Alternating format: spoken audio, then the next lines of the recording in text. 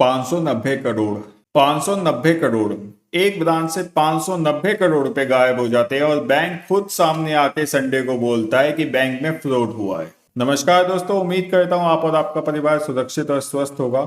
आज जो न्यूज आई है ऑनेस्टली बड़ा शॉक करने वाली है। आईडीएफसी फर्स्ट बैंक ने ऑफिशियली स्टॉक एक्सचेंज को इन्फॉर्म किया है कि उनकी चंडीगढ़ की एक ब्रांच में 590 करोड़ का फ्रॉड डिडक्ट हुआ है। 590 करोड़, और सबसे बड़ी बात, ये पैसा नॉर्मल कस्टमर का नहीं है, ना कि रिटेलर का है। ये पैसा है हरियाणा गवर्नमेंट का, मतलब गवर्नमेंट कनेक्टेड फंड्स हैं। बैंक ने बोला है 4 लोगों को सस्पेंड किया गया है, फॉरेंसिक ऑडिट चल रहा है, पुलिस कंप्लेंट फाइल कर दी गई है। जहां जहां से पैसा आया था वहां पर लीन मार्क कर दिया गया है, मतलब टेक्निकली उन्हें पता है पैसा कहाँ गया है। एक और चीज नोटिस करने वाली है, ये अनाउंसमेंट संडे को की गई जब मार्केट बंद था। आप समझ रहे हो, मार्केट आज में नहीं, संडे को। तो ऑब्वियस है लोग सवाल पूछेंगे फ्रॉड कब हुआ था, सैटरडे को या उससे पहले। इसकी कोई आइडेंटिफिकेशन नहीं है। आप सबको पता है मार्केट को सरप्राइजेस पसंद नहीं है।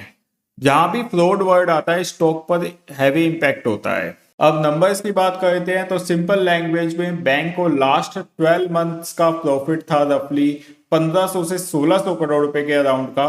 बेस्ट केस सिनेरियो में फ्यूचर में ये प्रॉफिट 2.5 से 3,000 करोड़ तक बढ़ सकता था।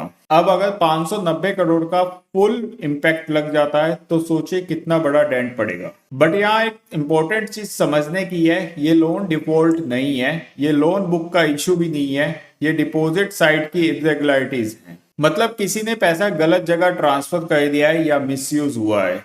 क्रेडिट क्वालिटी वीक नहीं हुई है, ये ऑपरेशनल रिस्क इवेंट है। पर ऑपरेशनल रिस्क कब डेंजर बन जाता है, जब पता चले कि सिस्टम में लूप होल बड़ा है। अभी फोरेंसिक ऑडिट बताएगा कि ये आइसोलेटेड इंसिडेंट है या सिस्टम लेवल की वीकनेस है।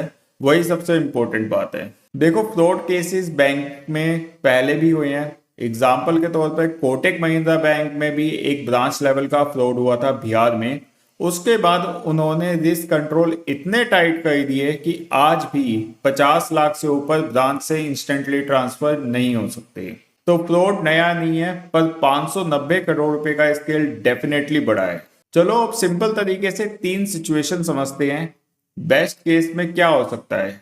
अगर बैंक मेजॉरिटी पैसा रिकवर कर लेता है, जहां पैसा गया था वहां फ्रीज हो जाता है, तो 1-2 क्वार्टर का इंपैक्ट होगा, पर सब नॉर्मल हो जाएगा। स्टॉक भी रिकवर कर सकता है। बेस केस सिनेरियो में मान लीजिए 40 to 50% पैसा वापस आता है, यानी 200 से 250 करोड़ रुपए का नेट इंपैक्ट हो सकता है।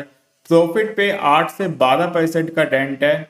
मैनेजेबल है पर पेनफुल है। अब वर्स्ट केस सिनेरियो की बात करें, रिकवरी लो होती है, लीगल फाइट्स लंबी चलती है, तो फुल 590 करोड़ रुपए का इंपैक्ट पड़ेगा। तब 20 से 25% का प्रॉफिट हिट पॉसिबल है। बैंक बंद नहीं होगा। कैपिटल स्ट्रॉन्ग है, बट रेपुटेशन का क्या? बैंकिंग में रेपुटेशन ही सब कुछ होता है। एक बार ट्रस्ट पे डेंट लगा तो मार्केट माफ नहीं करता। अब सबसे बड़ी डेवलपमेंट, हरियाणा गवर्नमेंट ने क्लियरली बोल दिया है अब से कोई भी नए government accounts IDFC first bank के साथ ओपन नहीं होंगे। और एक और नाम आया है सामने, एयू स्मॉल फाइनेंस बैंक। अब ये देखना इंपॉर्टेंट है कि ये इशू आइसोलेटेड था या मल्टीपल बैंक से लिंक्ड अकाउंट थे। आज मार्केट खुला, आईडीएफसी बैंक का स्टॉक खुलते ही 25% डाउन था। अगर आप भी शेयर होल्डर हो तो इमोशनल नहीं होके प्रैक्टिकली सोचो। ये मॉनिटर करो रिकवरी कितनी होती है, आरबीआई क्या एक्शन लेता है, मैनेजमेंट चेंज होता है कि नहीं, कंप्लायंस कॉस्ट बढ़ती है, फोरेंसिक ऑडिट क्या बोलता है।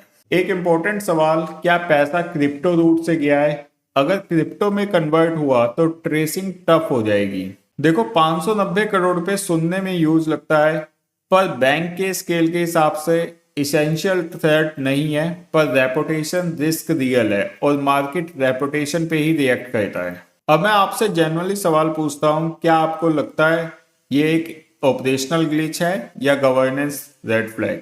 कमेंट में लिखो टेम्परेरी इशू या सीरियस रेड फ्लैग। मिलते हैं नेक्स्ट वीडियो में। Thank you so much for watching.